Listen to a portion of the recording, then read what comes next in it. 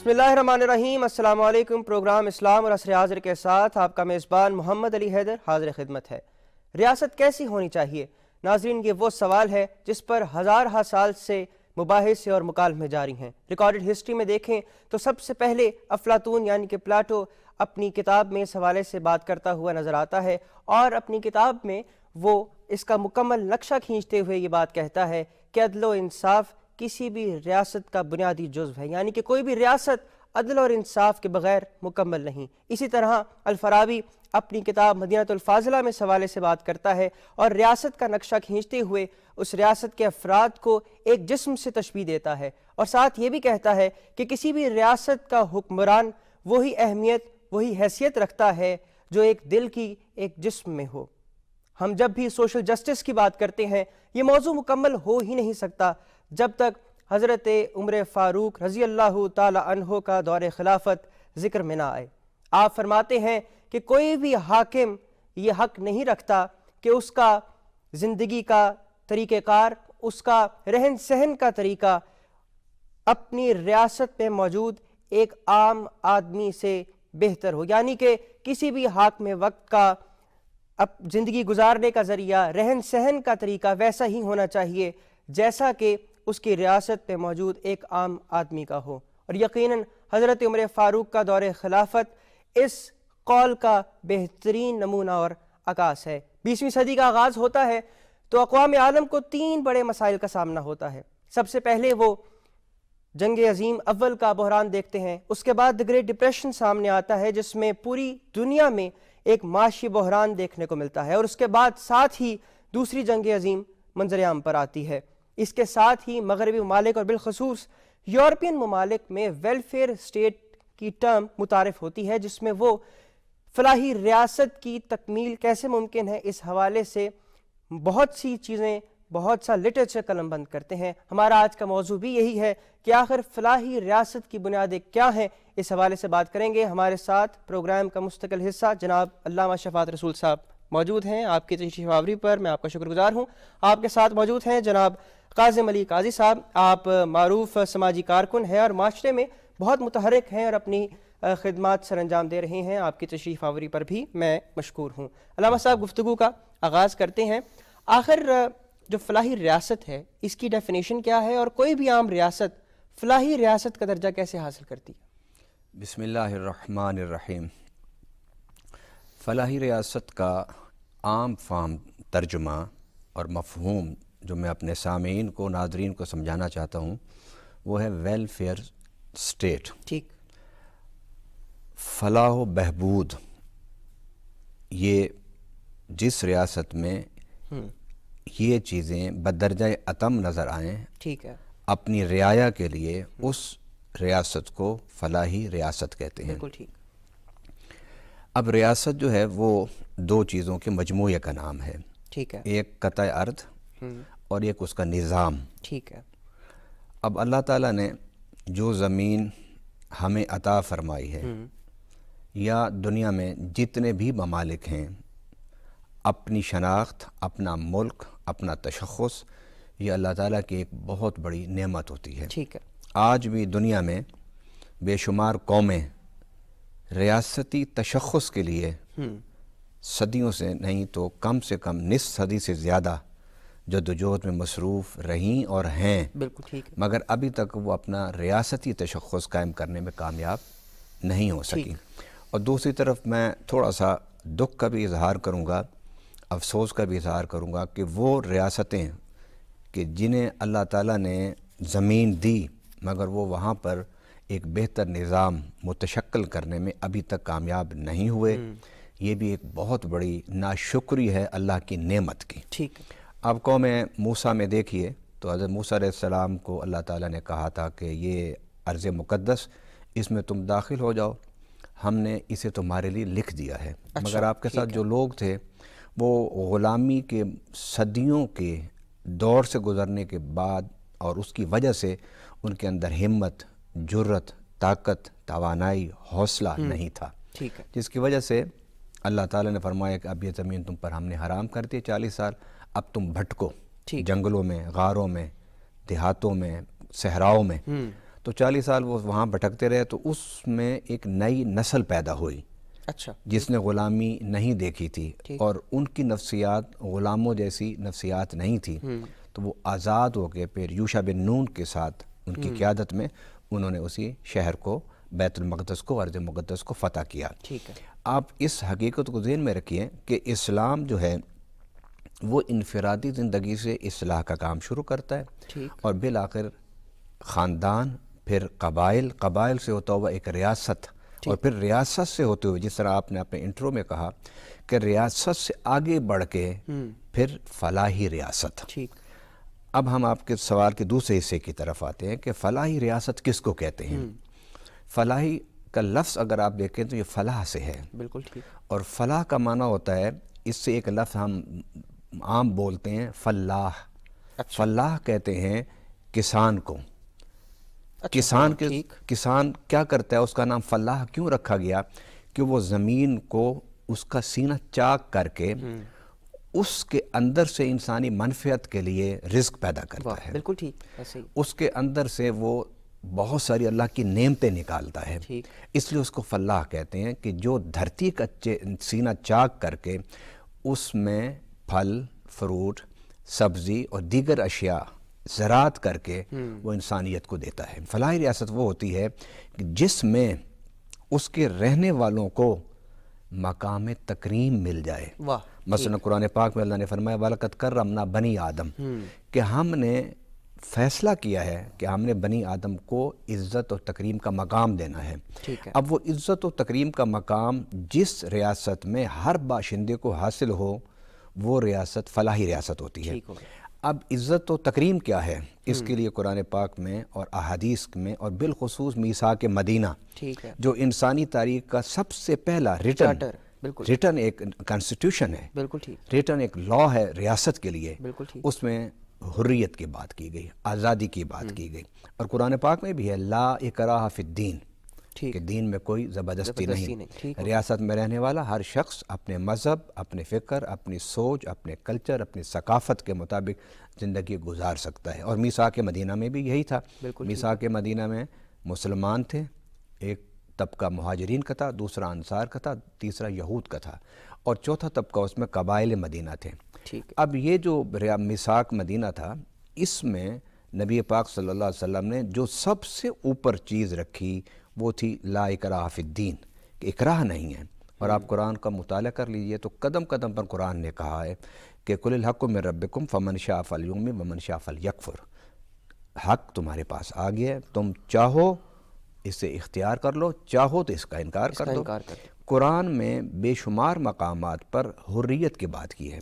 جس ریاست میں آزادی ہوگی اس ریاست کو ہم کہہ سکتے ہیں کہ وہ اپنے رہنے والوں کو تکریم کی طرف آگے لے کے جا رہی ہے، اور اسی طرح ریاست کے کچھ اور عناصر بھی ہیں فلاحی ریاست کے، وہ بھی ہم قرآن و سنت سے مزید اس پہ بات کریں گے۔ میں قائد صاحب آپ کی جانب بڑھتا ہوں، مجھے کچھ بتائیے کہ بطور سماجی کارکن آپ کس طرح سے دیکھتے ہیں ہمارے معاشرے کو بالخصوص، اور کیا سمجھتے ہیں کہ کوئی بھی انڈیویجول وہ کون سی رسپانسبلٹیز رکھتا ہے جو کہ اس پر فرض ہیں؟ بسم اللہ الرحمن الرحیم۔ بنیادی طور پہ میں سمجھتا ہوں کہ ہم ہر وہ کام کر سکتے ہیں جو ہم ریاست سے ڈیمانڈ کرتے ہیں۔ ٹھیک ہے، ضروری نہیں ہے کہ ہر کام ریاست ہی کرے، اور جہاں پہ ریاست اپنے حصے کا کام نہ کر رہی ہو وہاں پہ بندے کو خود سے متحرک ہونا چاہیے اور اپنے حصے کا کام شروع کر دینا چاہیے۔ یہ جو دوسروں کی طرف ہم دیکھتے رہتے ہیں کہ کوئی کرے گا، آ کے جو کوئی کرے گا وہ ہم خود کیوں نہیں کر لیتے؟ بالکل ٹھیک۔ اس کی میں آپ کو اگزامپل دے دیتا ہوں کہ اگر آپ معاشرے میں کوئی تبدیلی لانا چاہتے ہیں، کچھ بہتری لانا چاہتے ہیں، تو خود سے شروع کریں۔ ٹھیک، جب آپ کوئی ایسا کام جو آپ خود سے شروع کریں گے، آپ دوسروں کے لیے ایک مثال بنیں گے۔ بالکل ٹھیک۔ جب آپ مثال بنیں گے تو آپ کو دیکھ کے دوسرے بھی آپ کو فالو کریں گے اور آپ کی مثال بنتے جائیں گے، آپ کا پازیٹیو انفلوئنس آگے جائے۔ ٹھیک۔ اب اگر اس کو میں مثال کی شکل میں دوں تو آپ ہمارے معاشرے میں شادی کو دیکھ لیں، شادیاں جس طریقے سے کی جاتی ہیں، ہر شخص کے منہ پہ ہوتا ہے کہ یہ شادی شریعت کے مطابق نہیں ہے، یہ ہندوانہ طریقہ کار سے۔ لیکن کوئی بھی اس کلچر کو تبدیل کرنے کی کوشش نہیں کرتا. بھیڑ چال کی طرح سب اسی کو فالو کرتے رہتے ہیں. پہلے پائی پائی کر کے پیسہ جوڑتے ہیں اور پھر شادی کے موقع پہ آ کے بے دریغ لٹا دیتے ہیں. تو یہاں پہ ہونا یہ چاہیے, جو تبدیلی کا میں اشارہ دینا چاہتا ہوں. بہت سے معاملات ہیں, لیکن ہم شادی کو ہی ایگزامپل کے طور پہ لیتے ہیں کہ اگر آپ اس نیت کے ساتھ شادی کریں کہ میں نے خدا کی خوشنودی کے لیے اور رسول پاک کی پیروی کرتے ہوئے اس کو سر انجام دینا ہے, بالکل ٹھیک, تو آپ مسجد میں نکاح کریں گے اور سنت رسول کے مطابق جہیز لڑکا اپنا خود بنائے گا, ٹھیک, اسراف نہیں کرے گا, دکھاوا نہیں کرے گا. ایسی شادی پہ خدا کی رحمتیں بھی شامل ہو جائیں گی, نحوست سے بھی بچ جائے گا اور اسراف سے بھی بچ جائے گا. جب آپ نے ایک ایسا عمل کیا تو اس کا نتیجہ کیا نکلے گا؟ نتیجہ یہ نکلے گا کہ دوسرے دیکھنے والوں کو بھی آپ کو دیکھ کے حوصلہ پیدا ہوگا, جرأت پیدا ہوگی, اور وہ بھی آپ کو فالو کریں گے. یہ اس کا ایک ایگزامپل یہ کہ ایک سے شروع ہوا, آپ کو دیکھ کے کسی اور نے جرأت کی, اس کو دیکھ کے کسی اور نے جرأت کی, اور اس طرح انفلوئنس بڑھتا چلا گیا. علامہ صاحب, قاضی صاحب نے جس طرح سے ہمیں بتایا کہ انڈیویجول رسپانسبلٹیز کیا ہیں, کسی بھی اسٹیٹ میں ایک انڈیویجول کے اوپر کون سی رسپانسبلٹیز ہیں, مجھے بتائیے گا کہ آخر ریاست پر کون کون سی رسپانسبلٹیز ہیں اپنی رعایا کو لے کر, کسی ایک انڈیویجول کو لے کر؟ یہ بڑا اہم سوال ہے اور آج نوجوانوں کے ذہنوں میں اس سوال نے بڑا الجھن پیدا کی ہوئی ہے. ٹھیک, مثلا ہمارے ہاں ایک رویہ یہاں پر ہے کہ سب کچھ اٹھا کے ریاست پر ڈال دیتے ہیں. ہاں بالکل ٹھیک, اور ہم کہتے ہیں کہ ہم نے کچھ نہیں کرنا, ریاست سارے کام ریاست کرے. حالانکہ وہ اس حقیقت کو بھول جاتے ہیں کہ ریاست ہی میں ہوں. واہ, ٹھیک, میں ہی ریاست ہوں, آپ ہی ریاست ہیں. ہم سب جب ملتے ہیں تو ایک ریاست کا ایک ستون کھڑا ہو جاتا ہے. ٹھیک ہے. جتنی دنیا میں ویلفیئر سوسائٹیز ہیں, اگر آپ ان کو دیکھیں, ویلفیئر اسٹیٹس ہیں, ان کو آپ دیکھیں تو ان سب میں ریاست جو ہے وہ چند چیزیں مہیا کرنے کی ذمہ دار ہوتی ہے. ٹھیک, سب سے پہلی چیز یہ کہ عدل, جس طرح آپ نے کہا. اور اگر قرآن پاک کو آپ دیکھیں تو اس میں اللہ تعالیٰ نے فرمایا شرع لکم من الدین ما وصی بہ نوحا والذی اوحینا الیک وما وصینا بہ ابراہیم وموسیٰ وعیسیٰ ان اقیموا الدین ولا تتفرقوا فیہ. اس سے آگے فرمایا وامرت لأعدل بینکم, کہ اللہ تعالیٰ نے مجھے حکم دیا ہے, نبی صلی اللہ علیہ وسلم فرماتے ہیں کہ میں عدل کروں. اور قرآن پاک میں مختلف آیات مبارکہ ہیں جس میں انبیاء کرام کی نبوت اور رسالت کے مقاصد میں سے سب سے اہم اور بنیادی جو مقصد ہے وہ قیام عدل ہے. سبحان اللہ. یہ سب سے پہلی ریاست کی ذمہ داری ہے. جو آج ویلفیئر سوسائٹیز کہلاتی ہیں ان میں آپ دیکھ لیجئے کہ عدل اتنا واضح اور اتنا پرومیننٹ, اتنا نمایاں نظر آتا ہے. جب عدل ہوگا تو آپ کے باقی ساری شعبے جو ہیں وہ اپنی جگہ پر آ جائیں گے. بالکل ٹھیک ہے. اچھا, دوسری جو ریاست کی ذمہ داری ہے وہ امن و امان, کہ آپ اپنے شہریوں کو امن و امان دیں. ٹھیک. تیسری جو ذمہ داری ریاست کی ہے وہ ہے کہ وہ صحت اور تعلیم کی سہولتیں دیں. بالکل ٹھیک. یہ چار جو بنیادی ذمہ داریاں ہیں یہ ریاست کی ہیں. ٹھیک ہے. اچھا, اب اس میں ریاست ایسی قانون سازی کرتی ہے کہ جس سے عام بندے کو اس کام میں اپنا حصہ ڈالنا آسان ہو جاتا ہے. واہ, بالکل ٹھیک. اب یہاں پر تو ہم کہتے ہیں نا کہ حکومت کرے. میں ایک دفعہ کہیں باہر تھا تو وہاں الیکشن ہو رہے تھے. اچھا. تو الیکشن کے دوران اتفاقاً میں وہاں تھا, تو وہاں جب میری باتیں ہوئیں این جی اوز سے اور سوسائٹیز سے, ویلفیئر سوسائٹیز سے, انہوں نے کہا کہ ہم لوگ یعنی حکمران ہم میں سے جاتے ہیں نا. جی, حکمران کے اوپر سے نازل تو نہیں ہوتے نا. ہر ملک کی اپنی ایک سوورنٹی ہوتی ہے. وہاں کے نمائندے, وہاں کے لوگ, وہاں کے باشندے منتخب ہو کے اوپر آتے ہیں. بالکل ٹھیک. وہ کہتے ہیں ہم ٹرینڈ فکس کرتے ہیں الیکشن کے دوران کہ آنے والی حکومت کو کیا کرنا چاہیے. اور پھر وہ کہتے ہیں کہ ہمارے ہاں یہ ہوتا ہے کہ جب حکومت بنتی ہے تو وہ حکومت ایسے قانون سازی کرتی ہے جس سے عام بندے کو اگر وہ تعلیم میں کام کرنا چاہتا ہے تو اس کو سہولت ہو, اگر صحت کے میدان میں کام کرنا چاہتا ہے تو اس کے لیے سہولت ہو اور آسانی ہو.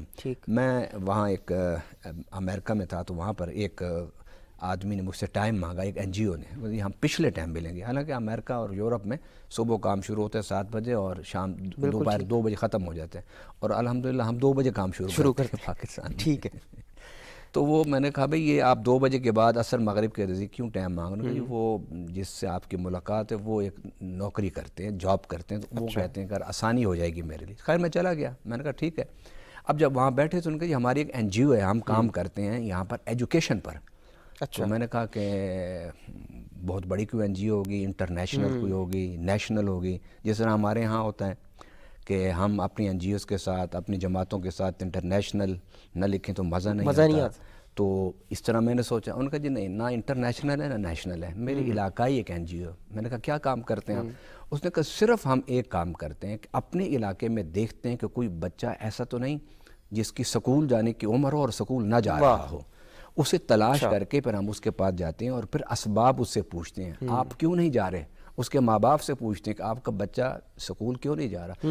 پھر وہ جو سبب بتاتے ہیں نہ جانے کا، وہ ہم اسے، اگر کنوینس کا مسئلہ ہے، کتابوں کا مسئلہ ہے، فیس کا مسئلہ ہے، کوئی اور مسئلہ ہو، ہماری NGO اس کو پھر پورا کرتی ہے۔ الحمدللہ وہ کہتے ہیں کہ ہم اس ایک علاقہ جو ہم نے منتخب کیا ہوا ہے اس میں کوئی بچہ نہیں کہ جس کی عمر پڑھنے کی ہو اور سکول نہ جا رہا ہو۔ بالکل ٹھیک ناظرین، موضوع پر گفتگو جاری ہے اور انشاءاللہ بریک کے بعد بھی مزید اس حوالے سے بات کریں گے۔ حاضر ہوتے ہیں ایک وقفے کے بعد، ہمارے ساتھ رہیے۔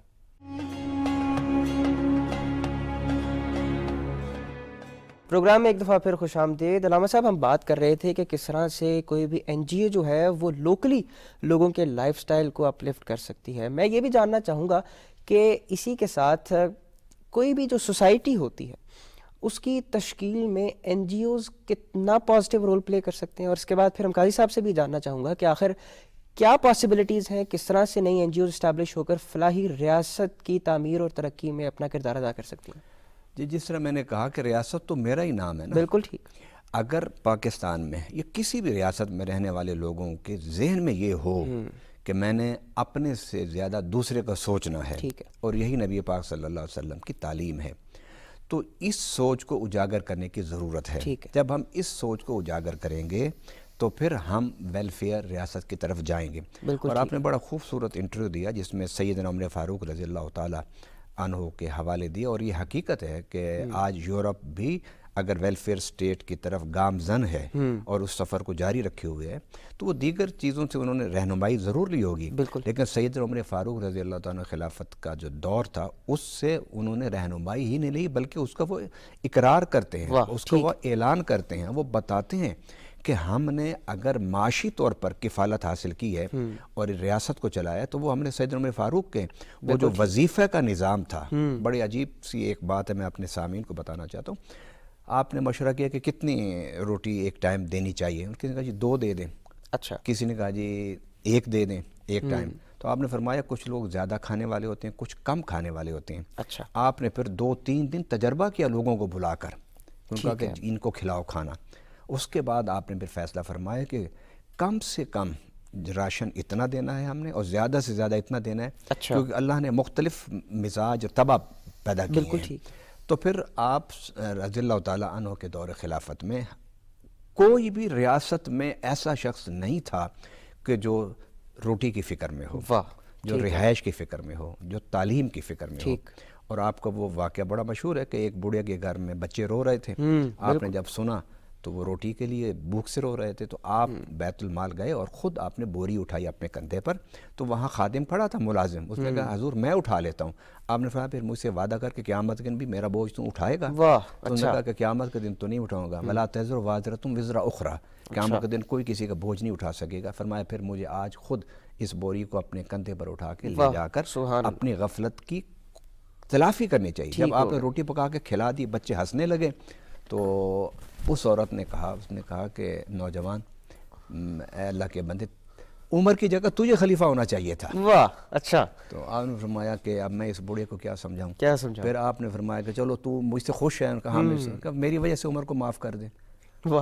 یہ بات پھر اس سے مکالمہ ہوا، اور پھر سیدنا عمر فاروق رضی اللہ تعالیٰ عنہ جب تک اس سے معافی نہ لے کر گئے، اس وقت تک نہ گئے۔ آپ نے فرمایا اس موقع پر کہ اماں تو عمر کی اتنی بڑی ریاست ہے، اس کو نہیں بعد دفعہ پتہ چلتا تو تو خود جا کے بتا دیتی۔ انہوں نے کہا کہ جو اپنی رعایا سے غافل و خلیفہ حکمران اس کو پھر مسند خلافت پر نہیں بیٹھنا چاہیے۔ عمر فاروق رونے لگ گئے اور باہر سے کسی نے آواز دی یا امیر المومنین، تو بڑھیا تھوڑی سی گھبرا گئی۔ اس موقع پر بھی آپ نے ایک جملہ بولا جو سنہری حروف سے لکھنے کے قابل ہے۔ آپ نے فرمایا اماں مجھ سے نہ گھبرا، اس لیے کہ میں اس وقت خلیفہ نہیں، تیرا مجرم ہوں۔ تیرے بچے 2 دن 3 دن بھوک سے تڑپتے رہے، اور میری ریاست میں نہر فرات کے کنارے کوئی کتا بھی بھوکا سو جائے سبحان اللہ، تو مجھے اس کا بھی اللہ کو حساب دینا۔ بالکل۔ قاضی صاحب مجھے کچھ بتائیے گا کہ کوئی بھی ریاست این جی اوز کے قیام میں اپنا کردار کیسے ادا کر سکتی ہے؟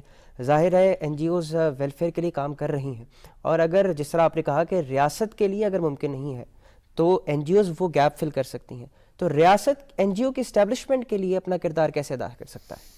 میں اس کو حضرت علی کا ایک قول ہے، وہ فرماتے ہیں کہ تمہارے پاس تمہاری ضرورت سے زیادہ جو مال ہے اس میں دوسروں کا حصہ ہے۔ ٹھیک، سمپل سی بات ہے۔ اگر یہ بات بندہ سمجھ لے تو اللہ تعالیٰ نے خود انسانوں میں تقسیم رکھی ہے، کسی کے پاس کسی کو کم دولت دی ہے، کسی کو زیادہ دی ہے، کسی کو بہت زیادہ دی ہے، تو ہر دو صورت میں تو سب کا امتحان ہوگا۔ جس کے پاس مال زیادہ ہو اس کو چاہیے کہ جو اللہ نے اس کو صلاحیت دی ہے کمانے کی، اس کے اوپر دولت کی نچھاور کی ہے، اس دولت کو دوسروں کی فلاح و بہبود کے لیے خرچ کرنا شروع کر دے۔ یہاں پہ معاشرے میں پرابلم ہمارے یہ ہے کہ لوگ پیسہ کماتے کماتے کماتے مر جاتے ہیں، اور ہر شخص اس کوشش میں رہتا ہے کہ میں نے مرنے سے پہلے زیادہ سے زیادہ پیسہ کما کے مر جانا ہے۔ ٹھیک، ہونا یہ چاہیے کہ جو پیسہ انسان کما رہا ہو اس کو ساتھ لے جائے، ٹھیک ہے، یہاں مت چھوڑ کے جائے۔ اس کو ساتھ لے کے جانے کا طریقہ یہ ہے کہ دوسروں کی فلاح و بہبود پہ خرچ کرنا شروع کر دے۔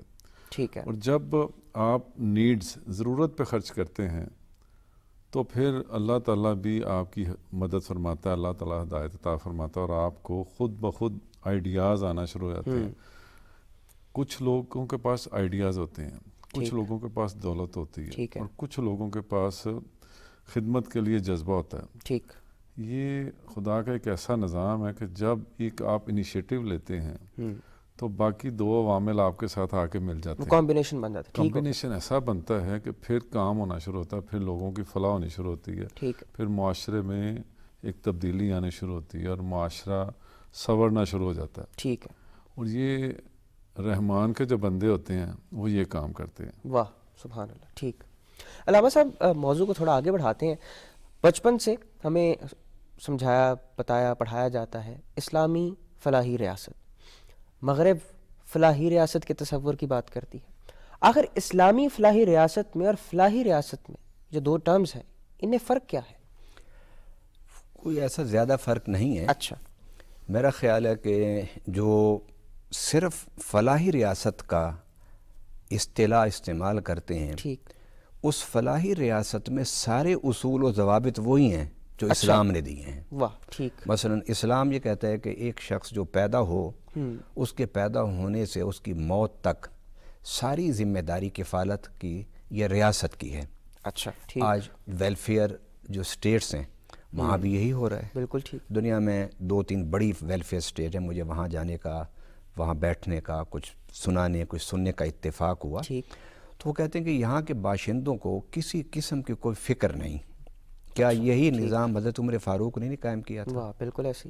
حالانکہ اس وقت میں اس لیے نہیں یہ بات کر رہا کہ میں ایک دین کا طالب ہوں یا میں مسلم کمیونٹی سے تعلق رکھتا ہوں، مسلمان ہوں، میں ریالٹی پر بات کر رہا ہوں۔ ٹھیک، یہی تصور جو سیدنا عمر فاروق نے دیا، جس تصور ریاست کو آج کی ویلفیئر سٹیٹس نے لیا ہوا ہے، یہ تصور کفالت جو تھا یہ دنیا میں تھا ہی نہیں۔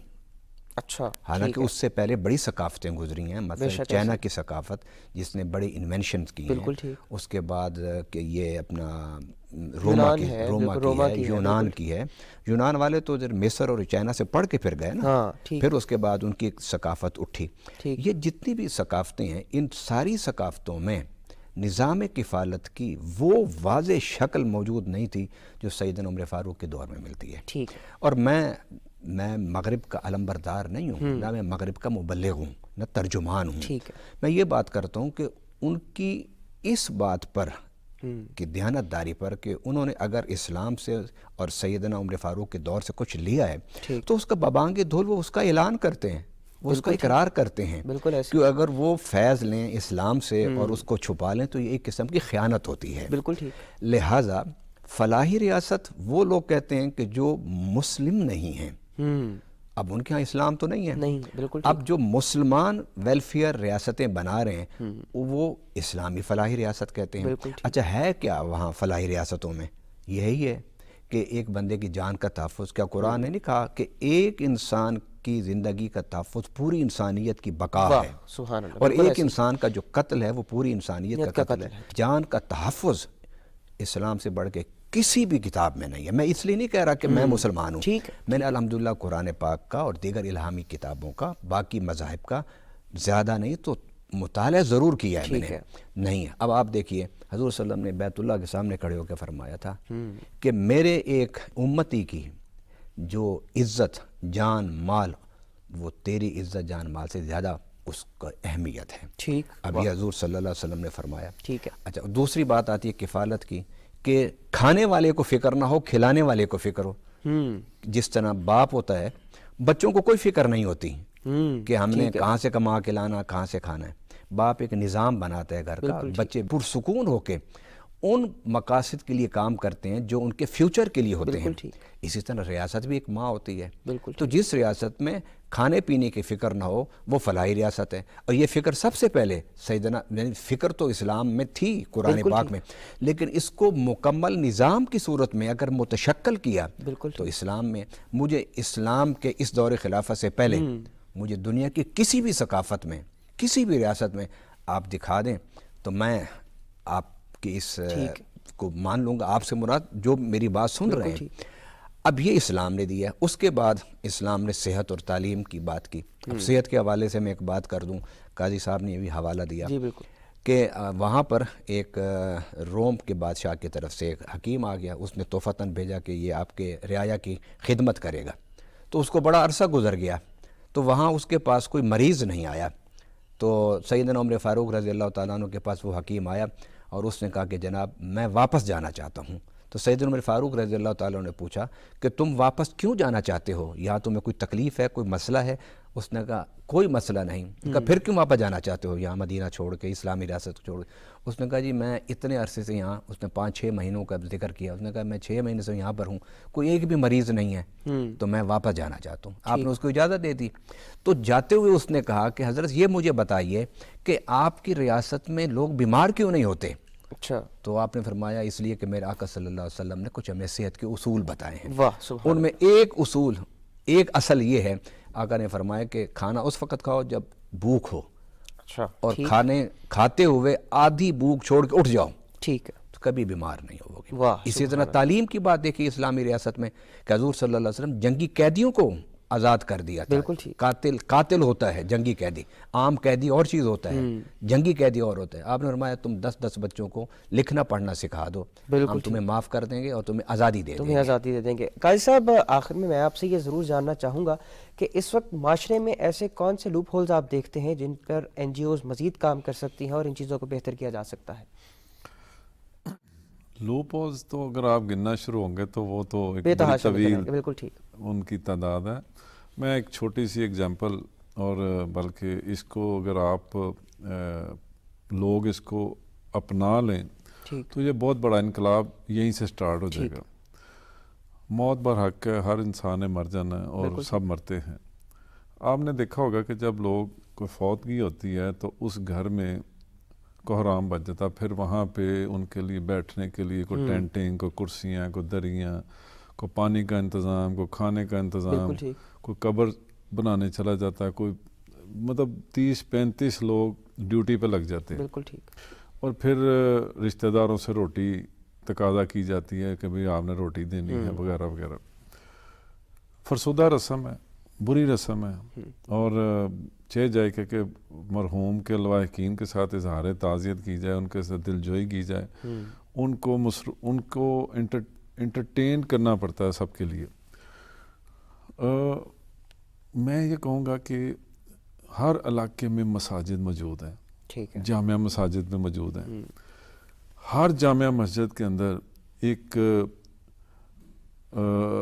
غسل میت کے لیے مقام ہونا چاہیے, ٹھیک ہے, اور وہاں پہ جو عزیز و اقارب کے بیٹھنے کا کوئی ایسا ایک سیٹ اپ بنا دینا چاہیے ٹھیک, کہ اس علاقے میں اگر کوئی فوتگی ہو جائے تو سب لوگ اس جامعہ مسجد میں اکٹھے ہوں, واہ بالکل ٹھیک, اور وہاں پہ جب اکٹھے ہوں اس پہ غسل کفن کے بعد یقیناً قبرستان کی بھی اہتمام ہوتا ہے. تو قبر دفنانے کے بعد جب لوگ واپس آئیں تو وہاں پہ کوئی دال سبزی, ٹھیک, کوئی دال سبزی کا اہتمام کر کے ان لوگوں کو ٹھیک ہے, سہولت دی جائے, کسی کے اوپر برڈن نہ ڈالا جائے. یہ کام مسجد کی انتظامیہ کر لے.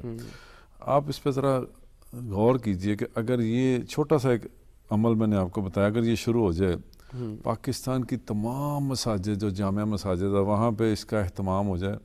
انتظامیہ ہوتی ہے, ہر مسجد کے اندر ورکرز ہوتے ہیں, ہر چیز میسر ہوتی ہے, پانی سے لے کے جگہ سے لے کے. جامعہ مسجد کا نام ہی جمعیت ہے. ٹھیک, تو اگر یہ عمل ہم نے ہر جامعہ مسجد نے یہ ایک ماڈل اپنا لیا تو آپ خود سوچیں کہ یہ ایک عمل جس پہ قباحتیں بھی پیدا ہوتی ہیں, جس پہ رشتہ دار بھی ناراض ہو جاتے ہیں اور اسراف بھی ہوتا ہے, دکھاوا بھی کرتے ہیں, یہ تمام کا تمام عمل ختم ہو گیا.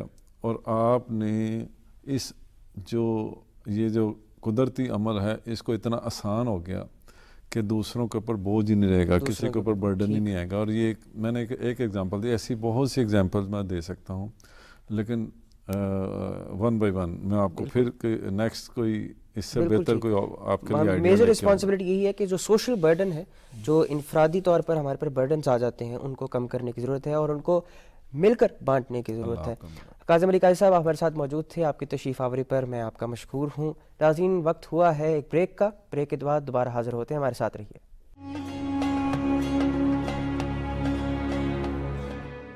ایک دفعہ پھر پروگرام میں خوش آمدید, اور ہم حاضر ہوئے ہیں علم اور کتاب سے رغبت اور وارفتگی رکھنے والوں کے لیے علم اور کتاب کے سیگمنٹ کے ساتھ. اور علامہ صاحب کی جانب بڑھتا ہوں. علامہ صاحب آج ہم کس کتاب پر گفتگو کریں گے؟ آج ہم مولانا جلال الدین رومی رحمۃ اللہ علیہ کی جو فارسی میں مثنوی مانوی ہے اس پر گفتگو کریں گے. ٹھیک. اور فارسی میں 4 بڑی کتابیں مشہور ہوئیں, ان میں سب سے زیادہ شہرت پانے والی کتاب مولانا روم کی مثنوی ہے. واہ, ٹھیک. اور مولانا روم اور مثنوی پر جب ہم بات کریں گے تو کچھ بڑے اہم پہلوؤں پر بھی ہم بات کریں گے. بالکل ٹھیک. کیونکہ اس میں علم اور کتاب, آج سے پیچھے چلے جائیں جب سے انسان اول ہے تو اس کے لیے علم کا جو ذریعہ تھا وہ کتاب تھی. بالکل ٹھیک. تو کتاب کی اہمیت سے ہم انکار نہیں کر سکتے.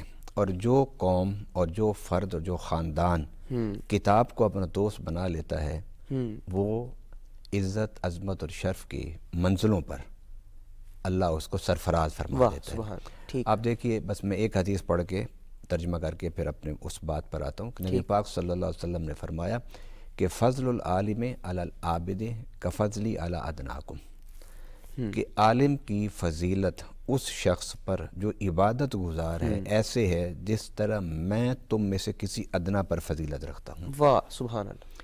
اور اسی طرح نبی صلی اللہ علیہ وسلم کا فرمان ہے کہ عالم رات کو لمحات میں علم کا درس دے اور سو جائے, اور عابد ساری رات عبادت کرتا رہے.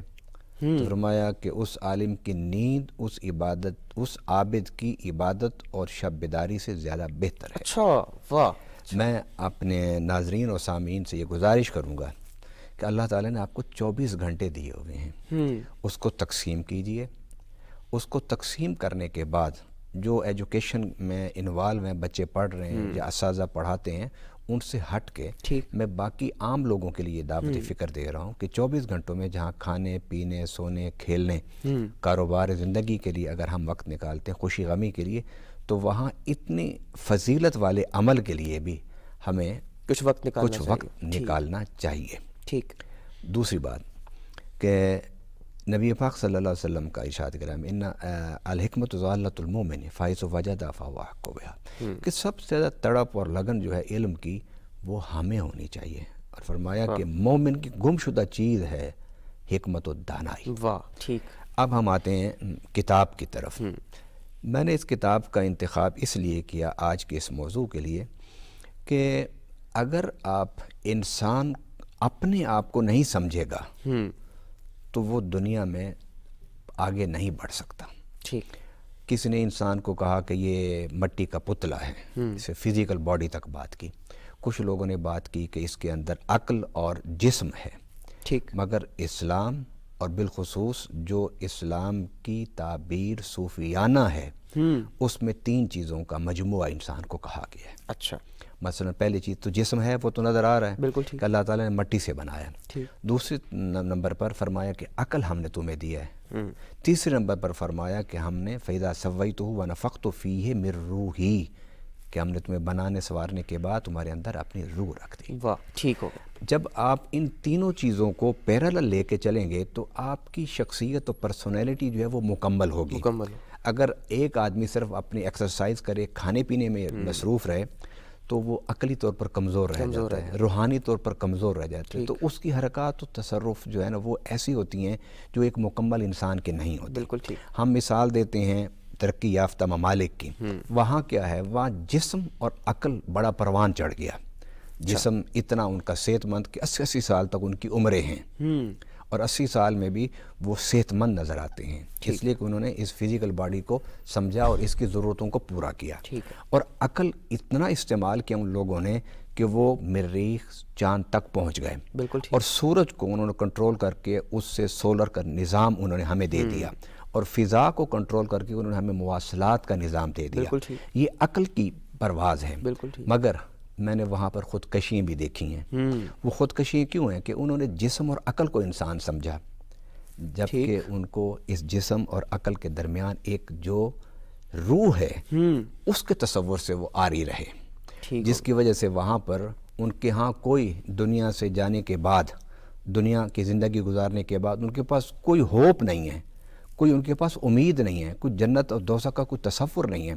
نتیجہ یہ ہے کہ وہ پھر اس دنیا کی یکسانیت کہ روز صبح ہوتی ہے، روز شام ہوتی ہے، مقصد حیات ایک جیسا زمانہ ہے، کبھی سردی کبھی گرمی، کبھی خوشی کبھی غمی، وہ یکسانیت سے تنگ آ کر پھر وہ خودکشی کر لیتے ہیں۔ حالانکہ جو ویلفیئر سوسائٹیز میں 3 ریاستیں یورپ میں ٹاپ میں ہیں، ان میں سے ایک ریاست میں سب سے زیادہ خودکشیاں ہوتی ہیں۔ اچھا۔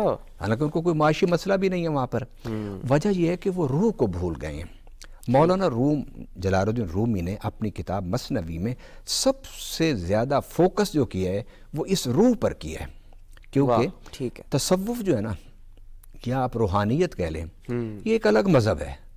ٹھیک۔ میں ایک بڑا جملہ بول رہا ہوں، ایک الگ مذہب ہے کہ جس پر سارے مذاہب فوکس کرتے ہیں، دنیا کے سارے مذاہب فوکس کرتے ہیں۔ ٹھیک ہے۔ کیونکہ جتنے بھی مذاہب ہیں، کوئی روحانیت اور خلوت اور الگ بیٹھ کے اللہ کا تصور کرنا، اس سے کوئی بھی خالی نہیں ہے۔ ٹھیک۔ اچھا، اب مولانا روم رحمۃ اللہ علیہ نے جو سب سے پہلی بات کی، میں اس بات کرنے سے پہلے ذرا آنا چاہتا ہوں کہ مولانا روم بدلے کیسے، روحانیت کی طرف آئے کیسے۔ ٹھیک۔ آپ مدرسے میں بیٹھے تھے تو وہاں تالاب تھا، وہاں بچوں کو پڑھا رہے تھے۔ اچھا۔ تو کتابیں پڑھی تھی ادھر ادھر، اس وقت زمانے میں قلمی نسخے ہوتے تھے، تو شاہ شمس تبریز رحمۃ اللہ علیہ وہاں تشریف لے آئے۔ اچھا۔ انہوں نے فرمایا یہ چیز تھا، انہوں نے کہا کہ یہ کیا ہے؟ تو مولانا روم نے فرمایا تو نمے دانی، تو نہیں سمجھتا کہ علم کیا، کیونکہ آپ کا حلیہ ایسا تھا نا، فقیروں والا، درویشوں والا۔ ہم بھی تو ذرا زرق و بر لباس اور فضا کا اس کو دیکھ کے لوگوں کی شخصیت کا تعین کرتے ہیں، پھر ان کا احترام کرتے ہیں۔ انہوں نے کہا تو نمے دانی، درویش تو اس چیزوں کو نہیں سمجھتا، یہ تو علم کی باتیں، تحقیق کی باتیں، کتاب کی باتیں۔ تو مولانا شاہ شمس تبریز جلال میں انہوں نے سارے کتابوں کا بنڈل اٹھایا اور تالاب میں پھینک دیا۔ ٹھیک۔ تو مولانا روم رونے بیٹھ گئے، کیونکہ آج اگر آپ کتاب پانی میں ڈالتے ہیں نا، کتاب ضائع نہیں ہوتی، کیونکہ پرنٹڈ ہے۔ بالکل ٹھیک۔ وہ قلمی نسخے تھے، ان کی سیاہی دھل گئی۔ انہوں نے کہا بس تو سیاہی دھل گئی ساری، اب تو کتابیں، میں نے ایک کتاب لکھنے میں کتنے لمبے سفر کیا اور کتنا وقت لگایا، تو آپ نے میری محنت ضائع ہو گئی، میرا ساری عمر کی محنت ضائع کر دی۔ تو آپ نے اس کو اٹھایا، ایسے باہر رکھا، تو مولانا روم بھاگے کہ یہ تو میں اس کو کھولوں اور دیکھوں کتنی بچ گئی کتاب میں، کتنی ضائع ہو گئی۔ تو اس پورے بنڈل میں ایک پانی کا قطرہ نہیں تھا۔ اللہ۔ اچھا۔ تو مولانا روم نے کہا یہ چیز، ان کا تو نہ میں دانی۔ اچھا ٹھیک۔ اس تو اسے نہیں جانتا، لیکن جو تو کہہ رہا ہے نا وہ میں جانتا ہوں، لیکن تو میرے حلیے سے سمجھا کہ درویش اور فقیر آدمی ہے۔ تو اس مقام پر مولا روم نے فرمایا مولوی ہرگز نہ شد مولا روم تا غلام شمس تبریز نہ شد۔ علم حاصل کرنے کے بعد کسی شمس تبریز کی غلامی میں جانا، غلامی سے مراد صحبت میں جانا، ان کے پاس بیٹھنا، یہ بہت ضروری ہوتا ہے۔ اور میں کیونکہ مکالمے کا بھی ہم لوگ کام کرتے ہیں بین المذاہب، تو مکالمے کے لیے سب سے بہترین جو فکر اور سوچ ہے وہ تصوف کی سوچ ہے، اچھا وہ روحانیت کی سوچ ہے۔ کہتے ہیں کہ جب مولانا جلال الدین رومی رحمۃ اللہ علیہ کا انتقال ہوا تو مسجد کے اندر جو تھے لوگ مسلمان رو رہے تھے بیٹھ کے افسوس میں، تو مسجد سے باہر جو غیر مسلم تھے وہ دیواروں کو ٹکرے مار رہے تھے، رو رہے تھے۔ تو ان کا کہ اندر جو رو رہے ہیں وہ تو مسلمان ہیں، ان کے مرید اور ان کے متعلقین ہیں، آپ لوگ کیوں رو رہے ہو؟ انہوں نے فرمایا کہ ہم بھی مولانا کا درس سنتے تھے، اور درس اس انداز سے مولانا دیتے تھے کہ ہمیں ایسے لگتا تھا کہ ہماری ہی کتاب سے درس دے رہے ہیں۔ سبحان اللہ، واہ! الہامی جتنی بھی کتابیں ہیں ان میں مشترکات بہت زیادہ ہیں۔ اچھا، مولانا روم رحمۃ اللہ علیہ نے یہ کی۔ اب جو کتاب رومی نے لکھی، اور میں ایک بات یہاں کیونکہ ہم پاکستان میں یہ بات کر رہے ہیں، اقبال جو تھے قلندر لاہوری جن کو ہم کہتے ہیں، وہ اپنے آپ کو پیر رومی اور مرید ان کا کہتے تھے۔ بالکل ٹھیک ہے، اور مرید تھے اقبال ان کے، اور ان کے عقیدت تھے، اور وہ کہتے ہیں جتنا علم فکر فلسفہ، یہ بھی کہا اقبال نے، وہ جو میں نے سیکھا ہے، اور یعنی سیکھنے سے مراد کہ جو مجھے منزل تک پہنچایا جس علم فکر فلسفے نے، وہ میں نے مولانا روم سے خریدا، سیکھا۔ اب ان کی کتاب کا صرف میں پہلا جو پوری کتاب اس پہلے چند اشعار پر گھومتی ہے، آپ فرماتے ہیں کہ بانسری جب کسی نے بجائی، اس میں پھونک ماری تو سننے والے رونے لگ گئے، اور خود اس کی آواز میں اتنا درد تھا، میں نے کہا کہ اس کو رکھ دو، میں شام کو بجاؤں گا۔ جب شام کو بجایا تو پھر اس میں رونے کی آواز، ان کا چلو رکھ دو دوپہر کو، صبح کو، رات کو، دن کو، انہوں نے پھر رکھ دیں کہ چلو اب موسم گرم ہے تو ٹھنڈے موسم میں، تو ٹھنڈے موسم میں بھی اس میں فراق اور جدائی کی رونے کی آوازیں تھیں۔ آخر انہوں نے بانسری کو سامنے رکھ کے کہا یہ تو بتا، تو جب بھی میں نے تجھے اٹھا کے منہ سے لگایا اور تجھ میں پھونک ماری تو دوسری طرف سے آواز جدائی رونے کی آئی، تو روتی کیوں ہے؟ یہ آپ فرماتے ہیں کہ پھر مجھے بانسری نے جواب دیا، جب سے تو نے مجھے میرے اصل سے جدا کیا ہے، میں اپنے اصل سے جدائی اور فراق کے غم میں روتی ہوں۔ اس پر مولانا روم فرماتے ہیں کہ اے بندہ مومن، اے بندہ رحمان، اے اللہ کے بندے، اے انسان، تو نے کبھی سوچا کہ تو کہاں سے جدا ہو کے آیا ہے؟ اور مولانا روم نے محبت و عشق کے فلسفے کو اجاگر کیا، اور آپ نے اس حقیقت کو پوری اپنی کتاب میں، یہ آپ کا نقطہ مرکز ہے مثنوی شریف کا۔ اچھا، مثنوی شریف کا یہ نقطہ مرکزی ہے کہ آپ نے فرمایا کہ انسان تو یہ سوچنا چاہیے کہ تو عالم ارواح سے آیا ہے، یہ دنیا کا تیرا قیام جو ہے بڑا تھوڑا ہے۔ یہاں پر ایک جملہ میں بولنا چاہتا ہوں، وہ یہ کہ ویلفیئر سوسائٹیز، ویلفیئر اسٹیٹ، فلاحی ریاستیں، وہ اس وقت پوری کامیاب ہوتی ہیں کہ جب ان میں انسانوں کے جسم کے لیے بھی سہولتیں ہوں، انسانوں کے عقل کی پروان چڑھانے کے لیے اچھے تعلیمی ادارے ہوں، اور اس کے ساتھ ساتھ روح کی پروان کے لیے، روح کے ارتقاء کے لیے، روح کی نفاست کے لیے، روح کی ترقی کے لیے اچھی مجلسیں بھی ہوں، تو وہ ایک ریاست ایک مثالی ریاست ہوتی ہے۔ اب آپ آئیے، مولانا روم رحمۃ اللہ علیہ جو تھے، انہوں نے اپنا مثنوی شریف میں بے شمار موضوعات کو چھیڑا، بے شمار موضوعات کو، اور اس کو آپ پڑھیں، کوئی اور پڑھ لے تو وہ بھی وہی کچھ کہے گا جو اقبال نے کہا۔ انہوں نے کہا تھا کہ اگر تم قرآن فارسی زبان میں پڑھنا چاہتے ہو تو مولانا روم کی مثنوی مانوی پڑھ لو۔ واہ، سبحان اللہ، ٹھیک۔ یہ مولانا روم رحمۃ اللہ علیہ کے بارے میں انہوں نے لکھا۔ اور میں اس مقام پر، کیونکہ ہم لوگوں تک ایک فکر پہنچانا چاہتے ہیں، ایک سوچ پہنچانا چاہتے ہیں، تو تصوف کے حوالے سے آج کے اس دور میں اور روحانیت کے لبادے میں آج کے اس دور میں اگر کہیں کسی شخصیت میں کوئی غلطی ہے تو اس غلطی کو اب تصوف کے سر پر مت تھوپیں۔ ٹھیک، تصوف صرف، میں نے جو مطالعہ کیا ہے مولانا روم کی کتاب سے، تصوف صرف دو چیزوں کو انہوں نے بیان کیا ہے۔ کہتے ہیں کہ تصوف کا معنی یہ ہے کہ ہر وقت اللہ کی سوچ میں رہنا، اور تصوف یہ ہے کہ ہر وقت مخلوق کی خدمت میں رہنا۔ ٹھیک، اور کیا یہی نبی پاک صلی اللہ علیہ وسلم نے نہیں فرمایا تھا؟ کسی نے پوچھا کہ آپ کا اخلاق حسنہ کیا ہے، تو آپ نے فرمایا کہ ایک ہاتھ خدا کے ہاتھ میں اور دوسرا ہاتھ مخلوق کے ہاتھ میں. واہ. اور اسی طریقے سے کہ تصوف کے بارے میں اپنا وہ حضرت عمر فاروق رضی اللہ عنہ آخری جملہ جی. اس کی واضح کرنے کے لیے تاکہ ہم سیرت سے قرآن سے اور صحابہ کے دور سے بھی لے لیں. آپ سے کسی نے پوچھا کہ آپ کیا ہیں؟ آپ فرمایا میں رات کا راہب ہوں اچھا. اور دن کا مجاہد ہوں. اللہ.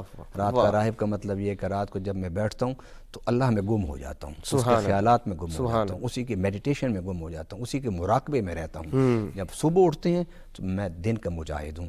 دن کے مجاہد سے یہ نہیں مطلب کہ آپ صبح اٹھ کے تلوار اٹھا لیں, آپ اپنی جد و جہد کو اتنی مثبت اور پازیٹیو سمت میں لے کر جائیں کہ معاشرے میں اچھائی, بھلائی, اخلاق, پیار, علم, یہ چیزیں اجاگر ہونا شروع. واہ سبحان اللہ.